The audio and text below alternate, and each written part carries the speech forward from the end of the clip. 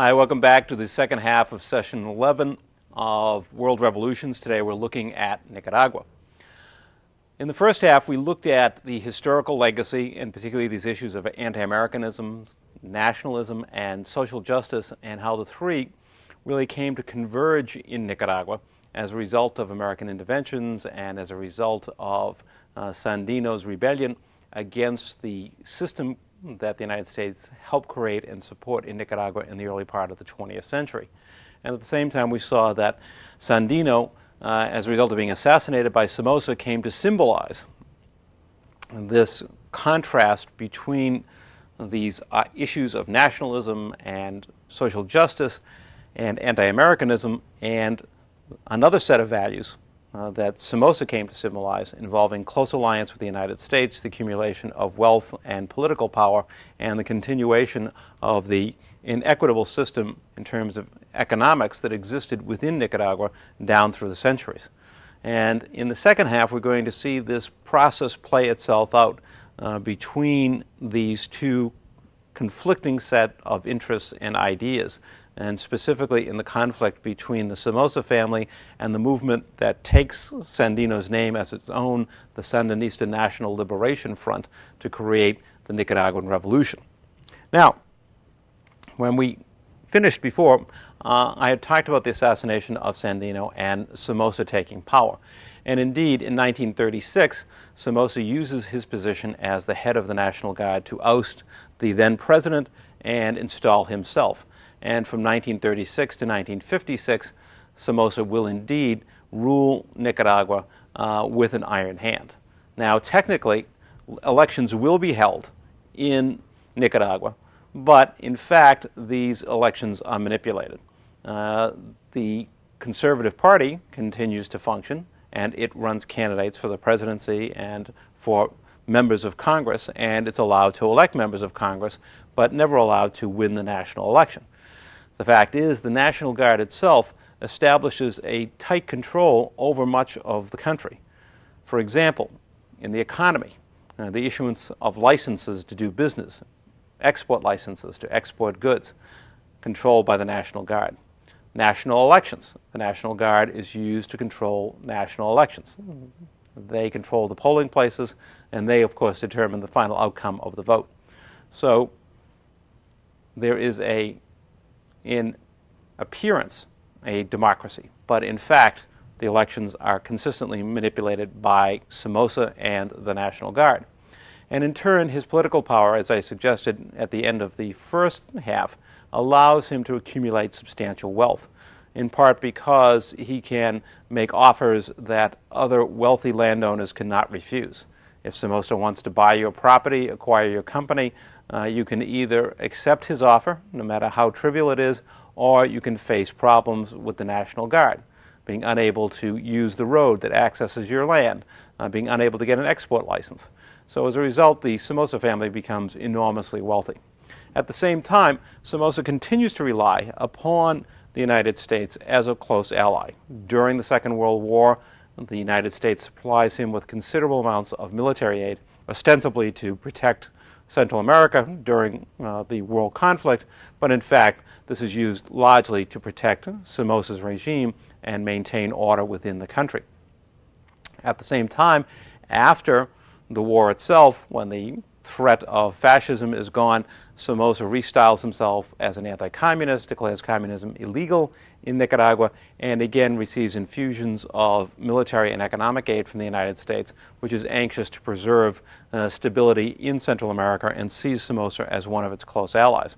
So Somoza's regime becomes closely identified with the United States for all of its problems and all of its injustices. These are closely linked both to the Somoza government itself and to the United States. At the same time, it should be noted that even a dictator like Somoza cannot survive simply through force of arms, simply through the use of force.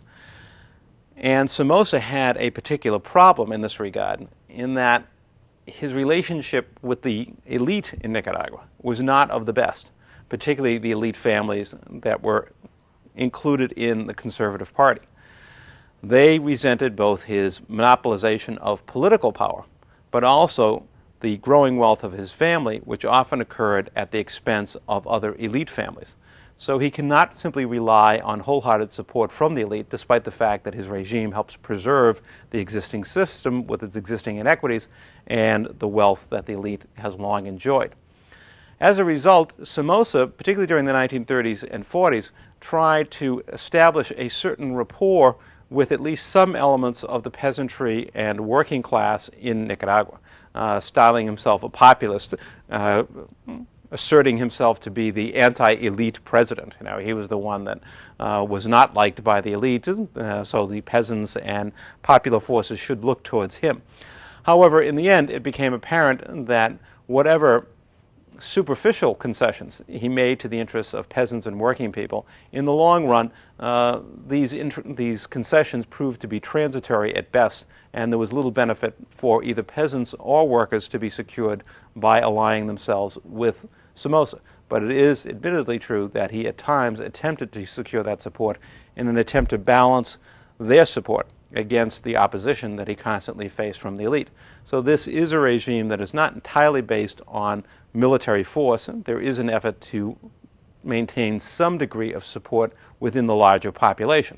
But increasingly, as it became apparent that the regime was not going to follow up and live up to its promises to aid the poor, that type of support would consistently and inevitably slip away from the regime.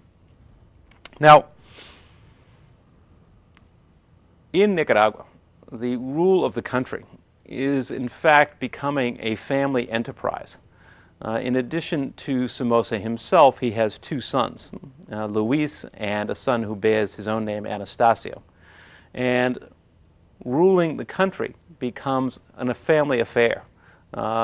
It becomes, in many ways, a story much like the story of the American Godfather, that this family, rather than some type of organized rational government, is the means by which this nation is ruled. It is clear that this family and its economic and political interests are paramount. In fact, his son Anastasio eventually takes over control of the National Guard, succeeding his father in that regard and preparing himself, he believed, to succeed his father when that time should come. So here is a situation where we do not have any sort of modern government. We have a throwback to a very old type of traditional dictatorial rule, and one personified by the Somoza family itself. That parallel to the American Godfather becomes all the more obvious in 1956 when a young poet assassinates Anastasio Somoza, the president of Nicaragua. Comes up to him at a dance hall and fires a revolver at him. Somoza falls to the ground. He is rushed off to an American hospital, of course, in Panama, in the hopes of saving his life, but he expires shortly thereafter. It is then left to the family to decide how are they going to deal with this political crisis.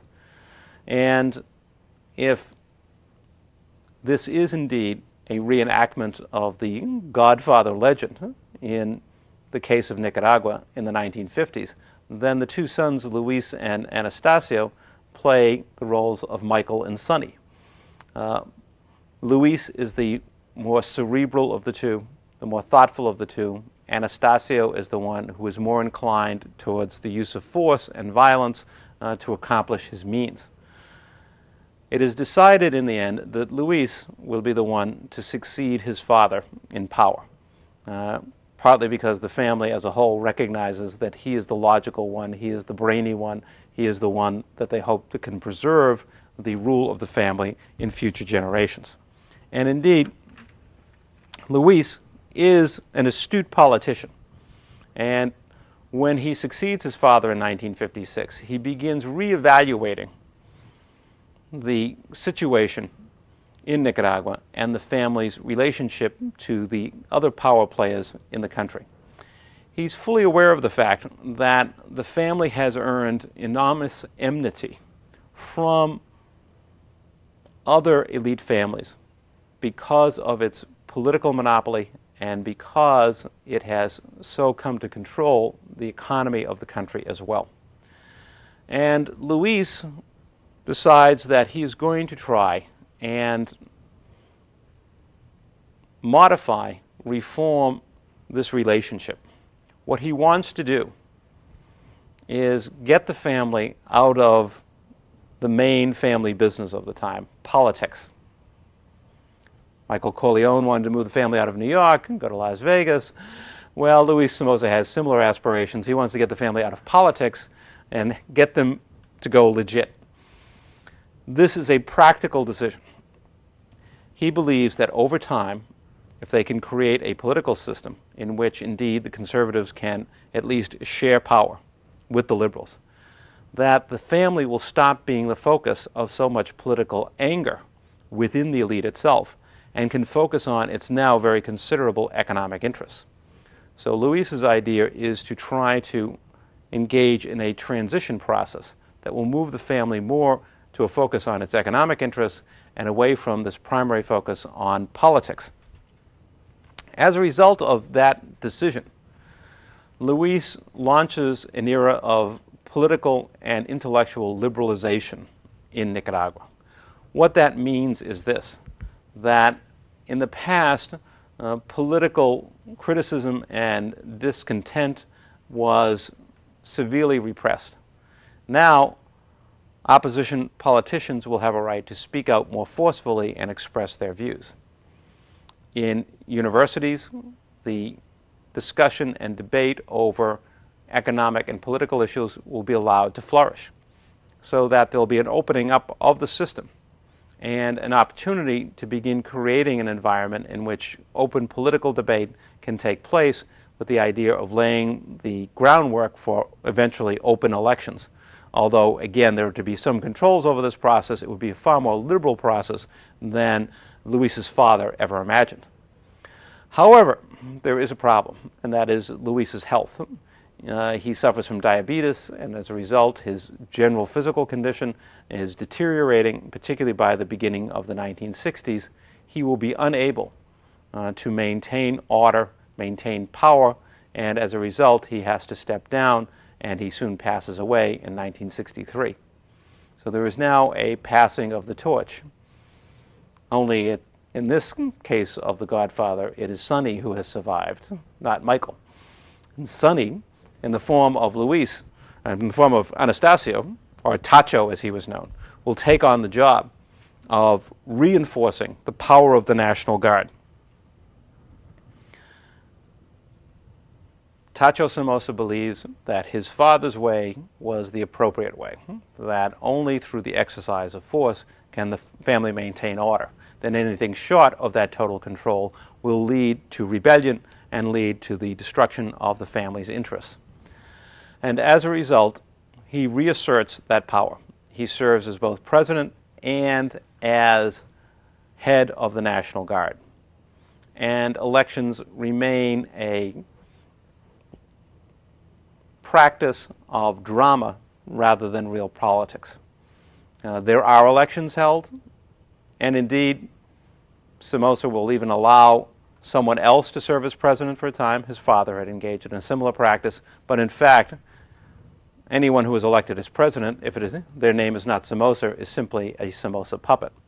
But the fact is, the repression of the past is restored in these years under Anastasio or Tacho Somoza during the 1960s and 70s.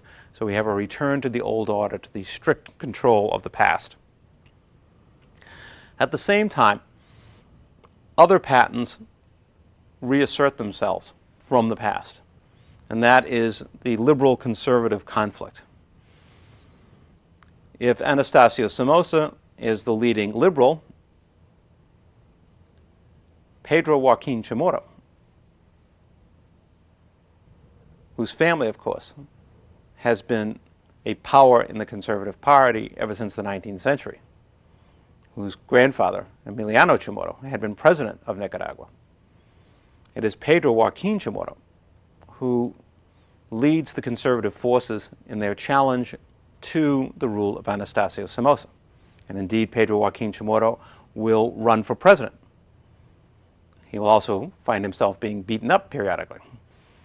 At one stage, when it appears that Chamorro might actually win the national election, when ballots are being counted, suddenly the National Guard moves in, seizes all the ballot boxes, and soon it is announced that once again the Somoza forces have triumphed.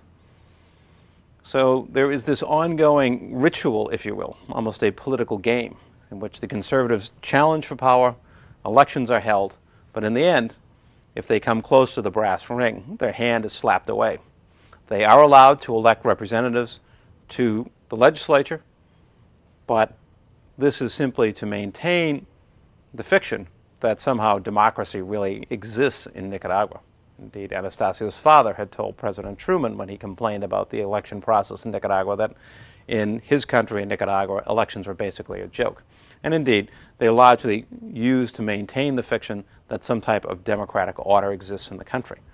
But as a result of these ongoing conflicts, Somoza and Pedro Joaquin Chamorro become lifelong and deadly enemies. Somoza sees in Chamorro the leading threat to his power, that this is a relatively popular and charismatic individual, and he fears that one way or another Chamorro will manage to rally popular forces against him and undermine his regime. However, it is not Chamorro or the conservatives who ultimately represent the most serious threat to Somoza. It is instead a new force taking up Sandino's name, a new movement organized in the early 1960s known as the Sandinista National Liberation Front.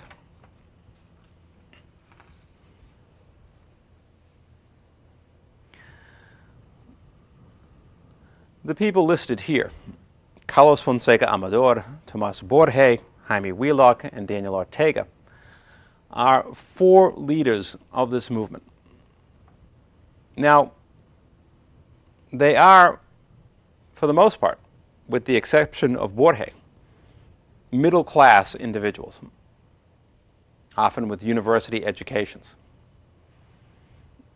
They take inspiration from the Cuban Revolution in 1959 to organize their own movement along lines of Marxist principles, but also turning to the ideas of Fidel Castro and Che Guevara about the possibilities of launching guerrilla warfare that can lead eventually to popular revolution. And indeed, they have contact with Castro's movement in Cuba in the 1960s. They gain advice, although not much more than that, some training to assist them in trying to organize a rebellion against Somoza. Carlos Fonseca Amador is the true founder of the movement, the originator of the movement, but he will fall in battle during the struggle against Somoza. He will not be there through most of the 1970s when the final struggle is launched against Somoza. But he is the originator of the movement. It is the other three men, Wheelock, Ortega, and Borja, who become known as the comandantes, the three leaders of the revolutionary movement, its commanders. And following the ideas of Castro and Guevara, they seek to build their base of support among the peasantry in the countryside. And there seems to be a good deal of logic to this. I mean, these people have been suffering exploitation down through the centuries. Certainly in the period of most intense efforts at modernization in Nicaragua in the past, stretching from the time of Zelaya down into the 1960s, these are people who have lost land, who have been forced to flee further into the hill country of central Nicaragua, looking for patches of land where they can work as squatters to survive on subsistence agriculture. These people certainly have every reason to be resentful of the regime and of the long-standing inequities in Nicaraguan society. However, launching an effective guerrilla war and peasant revolution is not quite as easy as it might have seemed to the Sandinistas at first, mostly because Somoza's National Guard is heavily armed and fairly effective in squashing attempts to organize peasants in the countryside. So repeated efforts by the Sandinistas to build a revolutionary focus in the Nicaraguan countryside in the 1960s meet with one defeat after another. They are simply outmanned and outgunned by Somoza and his National Guard.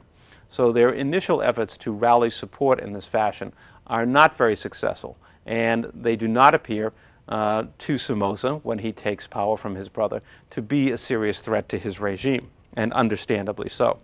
However, there are events about to unfold in Nicaragua that will change that momentum, that will indeed begin the final undermining of the Somoza regime. In December of 1972, a massive earthquake struck Nicaragua with an epicenter not far from its capital, Managua. It was devastating and destroyed much of the downtown of the capital city. This was a catastrophe of the first magnitude in modern Nicaraguan history. And relief aid poured in from around the world, from the United States, from the Soviet Union, Europe. However, that relief aid was put under the control of the National Guard. And not surprisingly, given its past history, the National Guard saw to it that its own benefited first. National Guard officers and NCOs, their families, were the first to receive relief aid. Then, the average Nicaraguan citizen who wanted aid had to purchase an identity card to prove that he or she was indeed a Nicaraguan citizen and deserving of aid. Apparently there was some conspiracy. People must have been pouring into Nicaragua so they could claim to be earthquake victims. In fact, it was a way of slicing more money out of the local population. In addition, the residents of the central part of Managua had to leave that part of the city and go to live in tent cities until the safety of the buildings could be established. As a result, in order to get back to their homes and to their businesses, they had to take a bus that was controlled by the National Guard and which was charging them exorbitant rates to go back into the city and see their own ruined businesses and homes. The long and the short of it was the earthquake became another opportunity for the National Guard, long known for corruption, to eke even more wealth out of the local population. The importance of this event is that it really undermined once and for all the legitimacy of the regime. If you remember, even Anastasio's father had felt compelled to reach out to workers and peasants to present himself as a populist in the hopes of building some degree of popular support, knowing that rule strictly by military force was unlikely to survive in the long term, especially given his own conflicts with the elite. But now here is an action by Somoza and the National Guard which clearly indicates that even in the time of natural disaster, the regime is going to use it as an opportunity to exploit the local population. So any legitimacy that this regime might have had is finally undermined with these events. No group in Nicaragua, whether it was the Sandinistas, the conservatives, or whomever, could really condone this kind of behavior. And in general, the regime was going to have to rely ever more seriously in the next few years on its control of force in order to maintain order in Nicaraguan society, because the population as a whole has largely lost any belief that the government is going to do anything of benefit for them as a result of its actions during the earthquake. Another problem that strikes the Somoza regime at this time is economic decline. The 1960s, from the mid-1960s to the early 1970s, were relatively prosperous years for Nicaragua. Nicaragua at this time is producing sugar and cotton and coffee, and other types of agricultural staples. And the demand for those products is fairly substantial in the United States. This is important because the United States represents over 70% of Nicaragua's export market. The American economy is humming along because of the Vietnam War. The war is creating massive demand and helping set off inflation in the United States, but it's good for the Nicaraguan economy because it's creating such a demand for its products.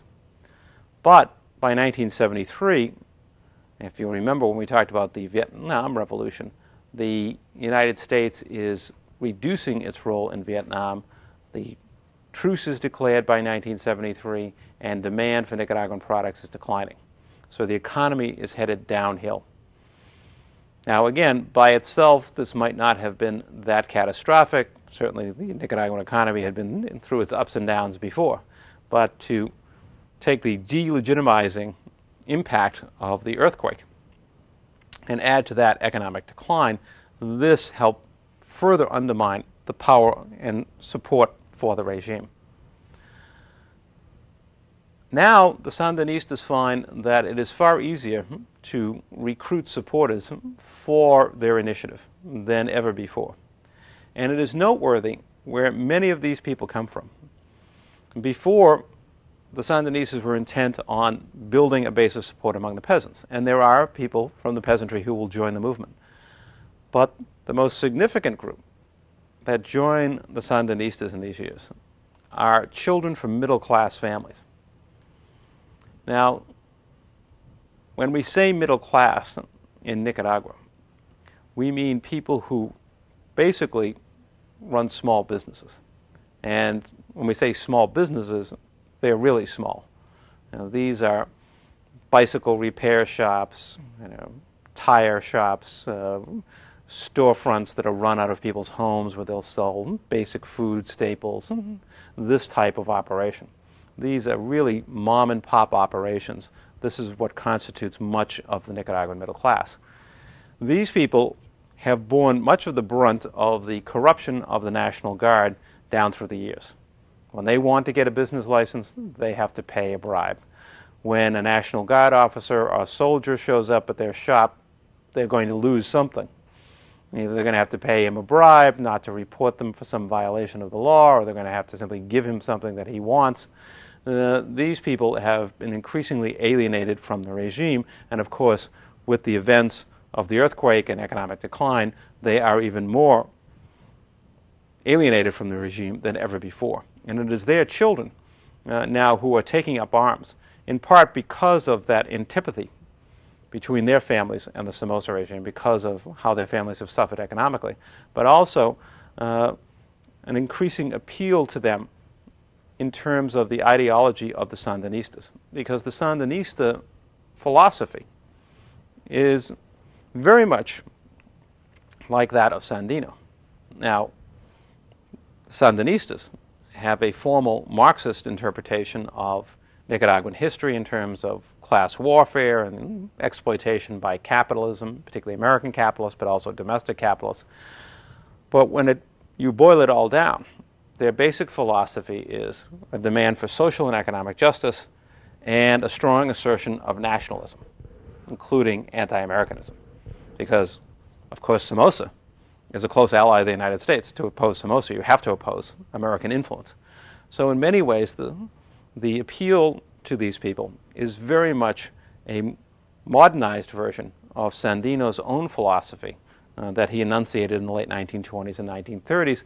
It's just that now the social and economic issues are described in Marxist terms, in terms of class warfare and in terms of class conflict, rather than in the simpler terms with which Sandino would analyze events back in the late 20s and early 1930s. So there is this strong appeal to issues that have this deep historical root in Nicaragua in terms of nationalism, anti-Americanism, and the call for social justice. Now the guerrilla war is renewed, but with more success than the past, the mid-1970s. And this is not to say that the Somoza regime was in imminent danger of collapse in the mid-1970s, because it certainly wasn't. But now the Sandinistas are able to go to the countryside and maintain units of guerrillas operating in hit-and-run actions in the countryside for prolonged periods, unlike the past where they constantly found themselves on the run. As that capacity grows in the late 1970s, Somoza becomes all that more convinced that he can survive only by military force. And indeed, There is no question by the end of 1977 that he sees this as the only way to defeat the rebels. He must simply continue to use massive force, including the National Guard, including aerial bombardment, even when it means massive civilian casualties. However, to maintain that level of military activity, he needs to continue to receive the support of the United States in terms of military supplies and training, etc. And that support is being endangered at this time as a result of the activities of his lifelong nemesis, Pedro Joaquin Chamorro. Chamorro has been reporting evidence of Somoza's corruption and violation of human rights to an American newspaper reporter in Washington, D.C. Those stories are receiving national circulation, and Congress is becoming increasingly critical of the Somoza regime. And Somoza, of course, must now fear the possible loss of American aid in his battle against the Sandinistas. Convinced that the source of his problem is indeed Pedro Joaquin Chamorro, Somoza authorizes his assassination in January of 1978. The assassination of Chamorro is another dagger in Somoza's heart, inflicted by himself, because by assassinating Chamorro, he finally pushes the elite itself into outright opposition. Despite what the Sandinistas were doing in terms of their battle against Somoza, the elite was not about to join them at this time because they knew that the Sandinistas were Marxists, that they were talking about, nationalizing and expropriating property, etc. But with the murder of Chamorro, even the elite was going to throw their lot with the revolution against Somoza, because Somoza had broken the rules of the game. It was one thing to constantly frustrate the conservatives in their attempt to gain access to power. It was one thing for Somoza to constantly rig elections, but to actually murder the leader of the Conservative Party, that was the last straw for the elite. And so now Somoza is left essentially with the National Guard to support him and the rest of his society in outright opposition. As a result, the months ahead are marked by ever-growing success on the part of the Sandinistas in the field of battle. By late 1978, early 1979, they're able to seize provincial towns and hold them for long periods. And then finally, in May, June of 1979, they begin a final offensive driving towards the capital of Managua and force Somoza to flee the capital in July of 1979. This brings an end to a family dynasty that had ruled over the country ever since 1936. Somoza, in fleeing, of course, is thoughtful enough to go and dig up his father with a backhoe and load him on a plane and take him to Miami with him. Somoza's going to be living in exile. His father will be buried in exile. But it was a symbolic gesture that this leader of this dynasty, now dead for some 23 years, is going to be carted off in an American jet and flown to the United States for his final interment as the forces of revolution sweep through the capital. Now, the new revolutionary regime is not made up solely of the Sandinistas. And the leading Sandinistas, of course, the three comandantes, Ortega and Wheelock and Borge.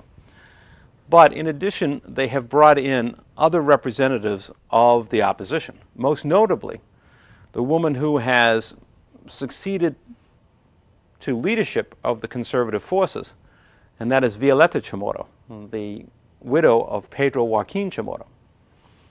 And the Sandinistas, practical politicians, and want to reach out to other elements in Nicaraguan society to try to build their new regime. However, it is clear that it is the three Sandinista comandantes who really are running the government at this time, if for no other reason than the fact that they control the military. I mean, the new military is the Sandinista guerrilla army that has taken power. So in the end, whatever decisions are going to be made, it is the Sandinistas who really hold the trump card. They have the real power. And as a result, Violeta Chamorro will leave the junta, this committee set up that included opposition figures like herself, within a year. And the government will become, in effect, a government purely of Sandinistas by 1980. And it is at that point that the Sandinistas will fully pursue their agenda of revolutionary change in Nicaragua. First of all, in the area of land reform. The massive estates controlled by the Somoza family are seized, plus state lands, plus other estates that were deemed to be inefficiently operating. Land is going to be turned over to the peasantry. This is a natural outgrowth of the revolutionary movement itself, and something that the Sandinistas themselves had made a major agenda item for their revolutionary platform. However, the change in landholding is not nearly as radical as one might assume. Most of the large estates will remain intact in Nicaragua and under the control of their original owners. The Sandinistas are relatively cautious in this regard. They have learned from Fidel Castro, who has in fact lectured them in this regard, that his own revolution, by taking such radical steps in terms of the transfer of landholdings, had indeed damaged its own development, that the massive shift of control coming so quickly and so radically had damaged the economy. What the Sandinistas have in mind is a more mixed type of system. In other words, one in which there will still be control of large estates by private interests, not just peasant properties being created by breaking up large estates. That as long as a large property is indeed efficient, that it will be allowed to continue operating. Another step in their revolution is what is called the decapitalization law. This law is designed to give the government the power to take over any company that is failing to maintain its own development. Meaning, if a company decides it's going to simply run down its assets, that it's not going to reinvest, not try to remain productive, this law gives the government the right to take over that company. And indeed, some American corporations are taken over at this point by the Sandinistas. However, it is important to note here that, again, unlike the Cuban Revolution, in the case of Nicaragua, there was not a great deal of American investment in Nicaragua at this time. Since the time of Sandino, American interests, economic interests in Nicaragua had declined considerably. The banana industry had gone downhill because of disease that affected bananas. American investments in mining had dried up as the veins of ore that they were exploiting petered out. And in general, Nicaragua had one of the lowest levels of American investment of any Central American country. The real tie to the American economy was through the export and import trade rather than direct investments in the country. But nevertheless, the decapitalization law did stress, again, an idea that this was to be a state-controlled economy as much as it might be a mixed economy. The third step that the Sandinistas take is to control that central part of the economy, exports. In other words, large, efficient agricultural operations were allowed to continue functioning, but they had to sell their product to the government, which would then, in turn, sell it on the international market. The government would, in turn, take a portion of the profit from that for government purposes. So this was to be a mixed type of economy with production controlled by private owners, but the export controlled by the government. So it is not nearly as radical a revolution as we see elsewhere. When we talk about Cuba or China or the Soviet Union, this is an attempt to create much more of a mixed economy. State control, yes, but with a large private sector still in place. So it's far more of a moderate revolutionary approach, if there is such a term, than we have seen in other instances. Their effort is to modernize and develop the economy, to create a more equitable landholding system, particularly for peasants, but on the other hand, they do not have an agenda of totally reshaping the economic system and trying to create a true communist economic and social order. At the same time, they are aware of their responsibilities in terms of social justice. And their procedures, their policies in this regard are familiar again from our discussion of the Cuban Revolution. First, a literacy campaign, an effort to ensure over time that all Nicaraguans will be able to read and write, something that was far from the truth during the days of Somoza, when in fact the majority of the population was illiterate. So this is a basic empowerment for people, that they will have the ability to read and write. Secondly, supplying medical services, free medical services to the population. And again, another way of addressing the issues of social injustice. Some of this was to be done through land reform.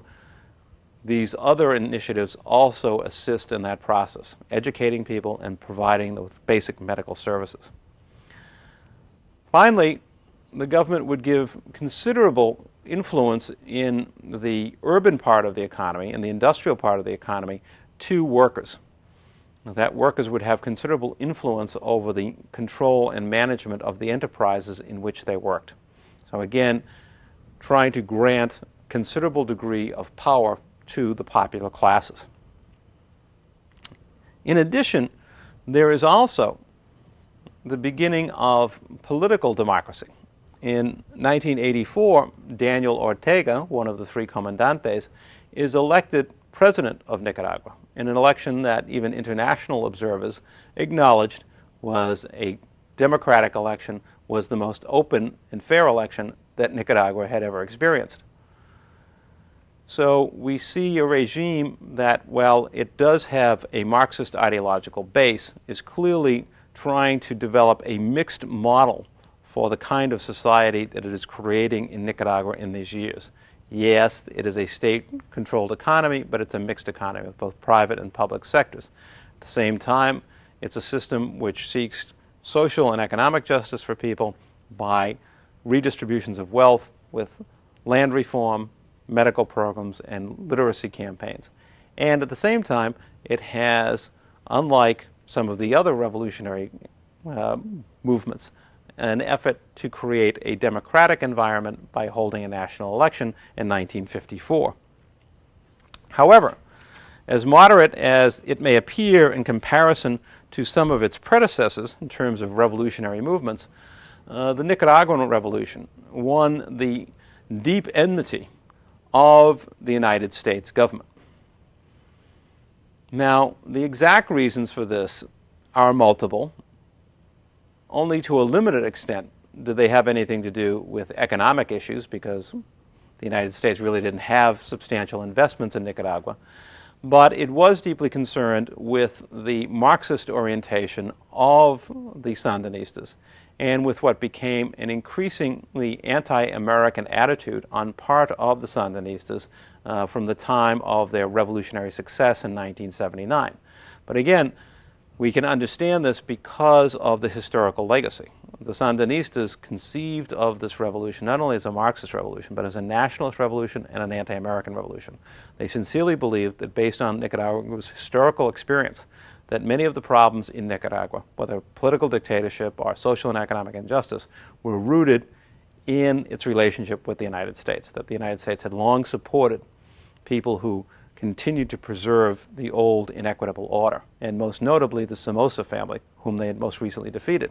So the rhetoric of the Sandinistas was vehemently anti-American, and they soon allied themselves with the Soviet Union, even though their own revolutionary experiment was a far cry from what the Bolsheviks had done in 1917 and a far cry from what then existed in the Soviet Union itself.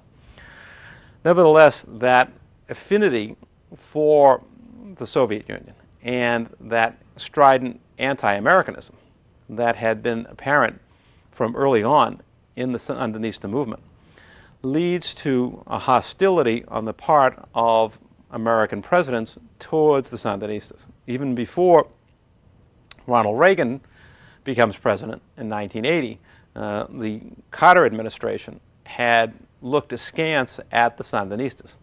When the Sandinista forces were threatening to topple the Somoza regime in 1979, the Carter administration tried to organize a group of Latin American countries to get them to send military forces into Nicaragua, take control of the capital, and prevent the Sandinistas from coming to power. Failing that effort, the Carter administration then developed a series of strategies intended to try to control and limit the influence of the Sandinistas. Once Ronald Reagan became president in 1980, the American government became far more strident in its opposition to the Sandinista regime and actually begins organizing an effort to topple the Sandinista government. That effort took the form of the development of an exile political and military organization that basically was known as the Democratic National Front, the FDN, also known as the Contras, short for, in Spanish, counter-revolutionaries. Many of these people the United States drew from the ranks of Somoza's former National Guardsmen who had fled to Miami after the revolution.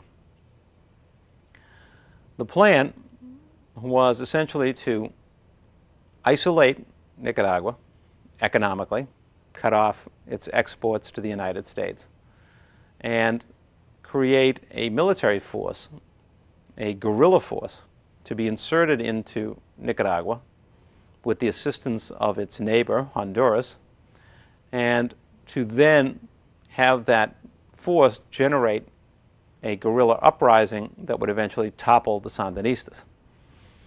A variety of strategies would be attempted by the U.S. government over time in promoting the cause of the Contras. Guerrilla warfare.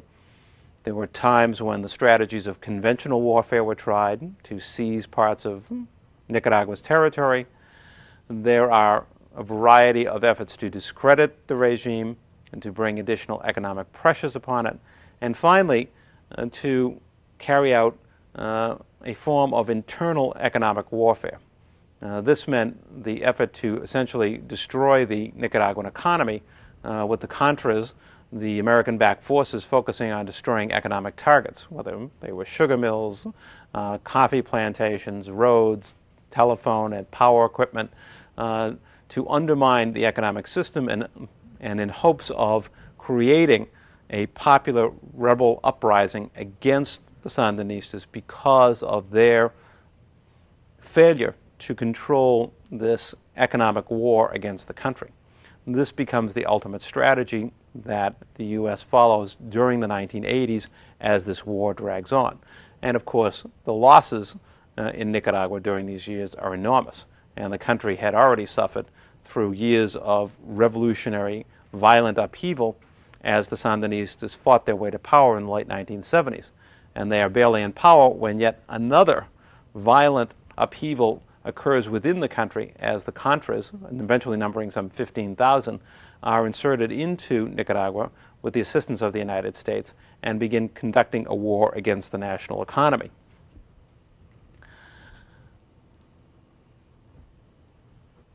By 1983-84, as President Reagan became discouraged over the lack of progress of the Contras, he even contemplated outright invasion of the country. And the United States came perilously close to launching an all-out military invasion of Nicaragua in order to topple the regime. Eventually, the president was only talked out of this by his senior advisors, who convinced him that what would happen would be not an instant victory, but a long, bloody guerrilla conflict involving hundreds of thousands of U.S. troops fighting against the Sandinistas up in the rugged hill country of Nicaragua. But nevertheless, the United States maintained enormous pressure on this country throughout the 1980s in this process of economic warfare designed to undermine support for the regime. At the same time, the United States also gave support to domestic opponents of the regime inside Nicaragua itself.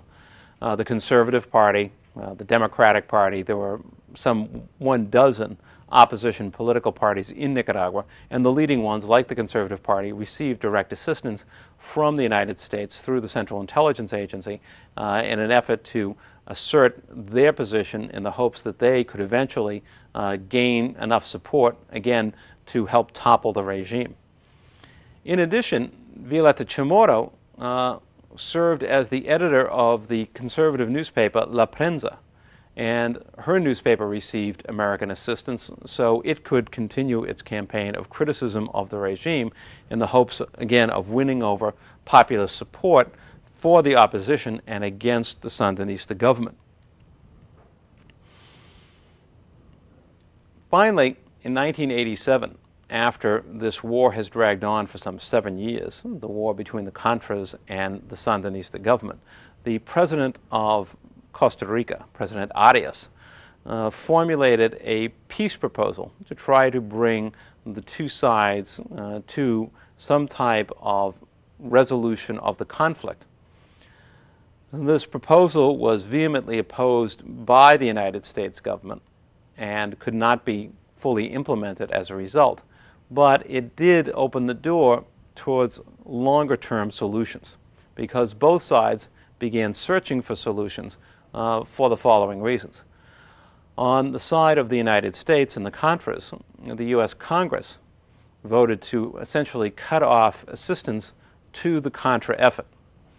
This meant that the Contras would be unable to secure the military supplies that they needed to continue their war.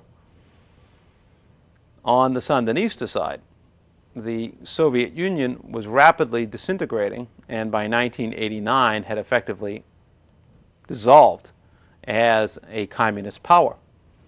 And the Soviet Union was the main source of aid for the Sandinistas. So both sides are faced with a reality that their main suppliers of assistance and support will be unable to continue to fulfill those roles in the years ahead. And as a result, in 1989, a truce is arrived at between the Sandinistas and the Contras. Out of that truce and further negotiations, it is agreed that a national election will be held early in 1990. The election will pit Daniel Ortega, the president of Nicaragua, the Sandinista comandante, against the leader of the conservative forces, the widow of Pedro Joaquin Chamorro, Violeta Chamorro. Despite the fact that the opposition in Nicaragua rallies around Violeta Chamorro, forming an electoral alliance called UNO, which is an acronym, stands for one. People generally believed that the Sandinistas would win this election as well, even though some 16 political parties were supporting Chamorro. The belief was that it was the Sandinistas, who of course had enjoyed widespread popularity for many years. They were the ones who had toppled Somoza.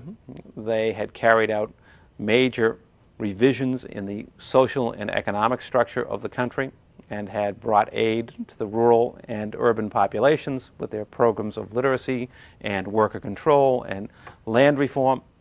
All of these factors seem to point in the direction of success for the Sandinistas. But surprisingly, it was Chamorro who triumphed in the election in February of 1990. Probably the main reason for that success was the simple fact that the people of Nicaragua, and especially the middle class, who had been so decisive in supporting the Sandinistas in the battle against Somoza, had tired of the long and protracted civil war and were convinced that as long as the Sandinistas remained in power, one way or another the United States would fail to make peace with Nicaragua, that their one hope for long-term stability and prosperity would be an end to immediate Sandinista rule and a return to control by opposition forces, namely Violeta Chamorro. The aftermath of this election was not what one might have hoped, certainly not what the people of Nicaragua had hoped for. The country is in economic ruin. Much of its economic infrastructure has been destroyed. Its national debt is enormous. The average living standard in Nicaragua as of 1990 had dropped precipitously from the standards that the country had enjoyed in the late 1970s. The sheer impact and destruction of the war had ensured that this continuing war, which had dragged on really from the late 1970s all the way until 1989, the declaration of the truce. In addition, there is political chaos in the country because despite the election, the fact is the new government consists of a president supported by 16 different political parties. That means it is virtually impossible for Violeta Chamorro to govern effectively. She has, after all, within this coalition, parties that include the conservative, as well as an anarchist political party, a party that is essentially a fascist political party. In other words, almost every element of the political spectrum, except the Sandinistas themselves, is represented in this coalition. And given their varying political orientations, it is a highly fractious political coalition. On the other hand, the one party that is not part of the coalition, the Sandinistas, remains the largest political party in Nicaragua by far. It controls more than 40% of the votes in Congress. Partly in a recognition of that political reality, Violeta Chamorro decides to forge an alliance with the very people she had set out to defeat in the election of 1990, with the Sandinistas. She, for example, allows the Sandinistas to maintain control of the National Army. At the same time, she begins working in Congress with the Sandinistas as her principal political ally, so that legislation that is passed is generally being passed as a result of cooperation between Chamorro and the Sandinistas and a few of the splinter parties within her own alliance. So she abandons most of the political parties that helped get her elected and instead turns to the Sandinistas, her alleged enemies. Part of this is a product of political expediency. But part of it is also a product of the Nicaraguan reality. Politics had long divided Nicaragua and divided Nicaraguan families. During the years of Sandinista rule, Chamorro had two children who worked with her at her newspaper La Prensa, opposing the Sandinistas. She also had two children who were Sandinistas and worked in the government. So this swing in political alliances was in many ways an expression of the Nicaraguan reality. It was a Nicaraguan solution to the problem. In part, pragmatic politics, because the Sandinistas continued to represent the largest segment of the political sphere. But it was also a recognition of the fact that Nicaraguans themselves were literally divided within families over these issues. But that also meant an opportunity for reconciliation by bringing these people together. Chamorro couldn't be that far from the Sandinistas ultimately when her own flesh and blood were part of that very movement. Since that election in 1990, there have been additional elections. The Sandinistas remain a significant force in Nicaragua. But it is also true that the country has continued to suffer from economic deprivation down through the decade since this national election. The hope of the Sandinistas for national development, for a truly equitable and just society, has yet to be fulfilled based on the realities of Nicaragua at the end of the 20th and beginning of the 21st century. Now, when we look at this revolution and try to characterize it first in an overall sense before we get into specifics of causes, effects, and outcomes. When we look at this revolution in its broader terms, we see these characteristics standing out both in terms of the historical legacy and in terms of the actual revolution itself, an anti-American revolution. Certainly that reality was rooted in the Nicaraguan past, that the American presence, American intervention, the time of Zelaya, the time of Sandino's rebellion in the late 20s and early 1930s, and their long-standing alliance with the Somoza family had created enormous resentment in Nicaragua towards American domination. This was a key factor for both Sandino and for the Sandinista National Liberation Front when they challenged Somoza, and that is to break the dominant role that the United States has had in Nicaraguan politics down for more than a century. Second, and closely related to that, is Nicaraguan nationalism, the assertion of Nicaragua's national independence, the idea of a government that would pursue goals based on the interests of the nation as a whole rather than the influences of the United States. Again, this is a reality that we find in Nicaragua's historical legacy. If we look back to Zelaya and Sandino, but as much a reality in the revolutionary outbreak of the 1960s and 70s. Another key tenet of the Sandinista movement was their assertion of national independence. And finally, the struggle for social justice. Sandino certainly represents a break with an earlier time because he is really the first to assert the cause of the popular masses of Nicaragua and their call for social justice. Yes, Zelaya and others could assert themselves as nationalists, anti-American in their orientation, but it was Sandino who first reached out to the larger population and created a vision for a more equitable society.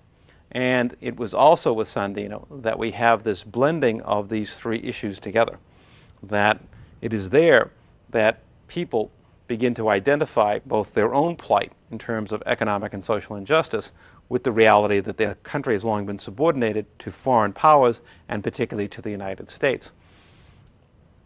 When we look at the Sandinista revolutionary movement in the 1960s and 70s, we see Sandino's platform recreated, presented once again in stark contrast to the Somoza regime, only now enhanced with a Marxist analysis. But the Marxist analysis is far less important in the end than the historical legacy. If the revolution is anything, it is primarily a revolution grown out of the roots of Nicaragua's own past. As far as the support base for this revolution, it clearly comes from both the peasant population and the middle class.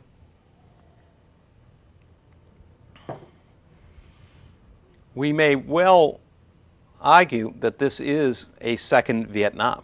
We looked at the case of Vietnam and saw there a society that had long been dominated by foreign forces, by China, by France, then the United States, a country in which those foreign interventions lead to deep-seated nationalist resentment and lead to a revolution which builds its social base on peasants and the middle class. And indeed, there are striking similarities between these two.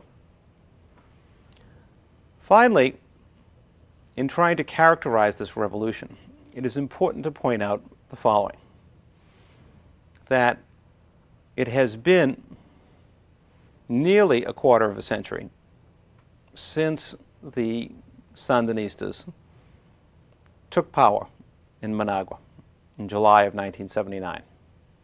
Since that time, although there have been a variety of rebellious actions that have Marxist elements to them, such as the Shining Path guerrilla movement in Peru, there has been nowhere in the world a successful revolution based on Marxist principles.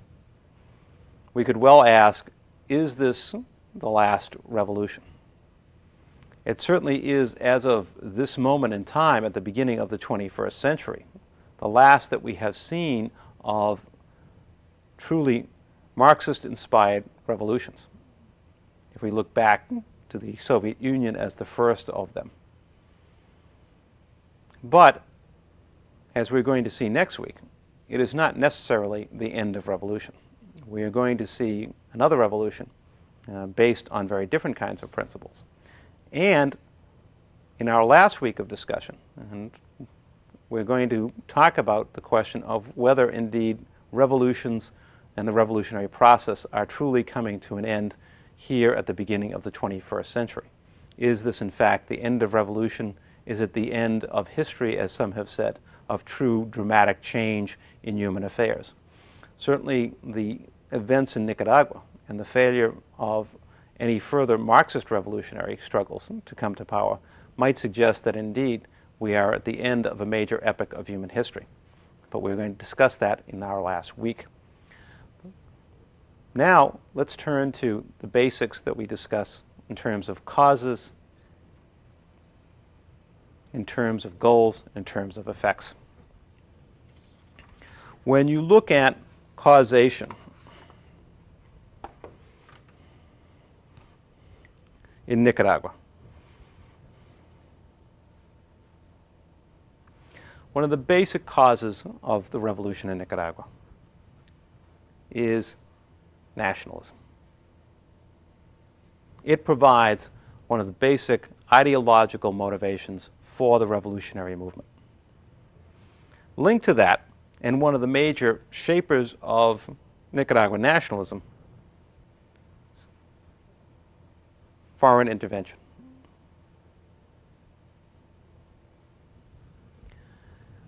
In turn, that foreign intervention and nationalism are closely related to a third factor: anti-Americanism.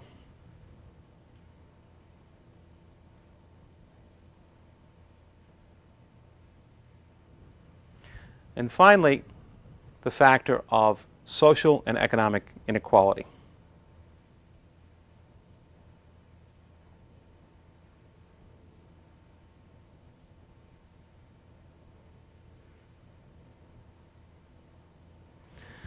Over the weeks, we've looked at revolutions that have both domestic causation and factors in the international sphere.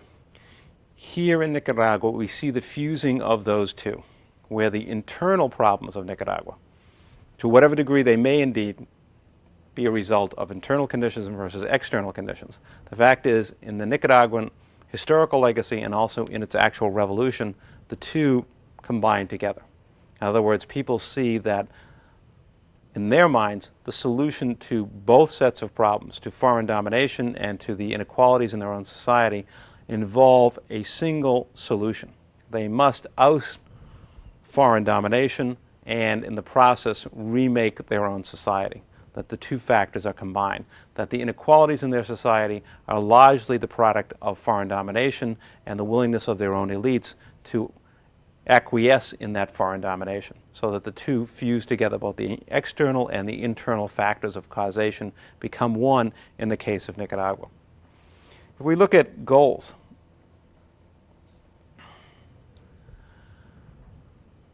the goals of the middle class that played such a large part in bringing the Sandinistas to power.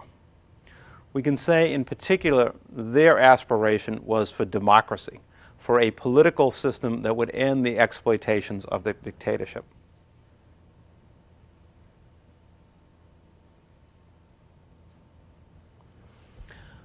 For the peasantry, the other major group involved in the revolution, because remember the elite, yes, joined forces, but only at the very end with the assassination of Chamorro. It's really the peasants and the middle class who make this revolution. For the peasants, the major issue is for them land. To end the economic inequities of the past. Yes, the other factors are important. Democracy. It is certainly important that the Sandinistas will take steps towards literacy, but clearly their concern is with access to land. That is the critical factor that will give them both social and economic justice and some power within their own society. And finally, for both groups, nationalism and the end to American domination.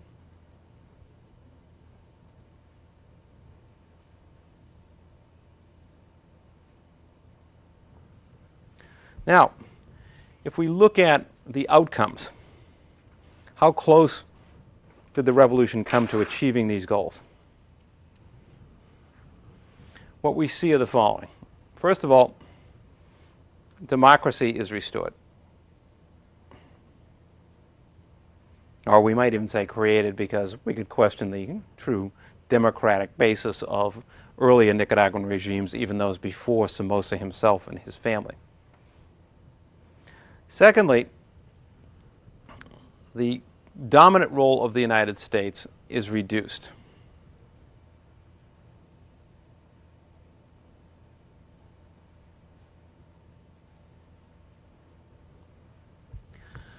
Third, there are substantial steps taken towards achieving social and economic justice.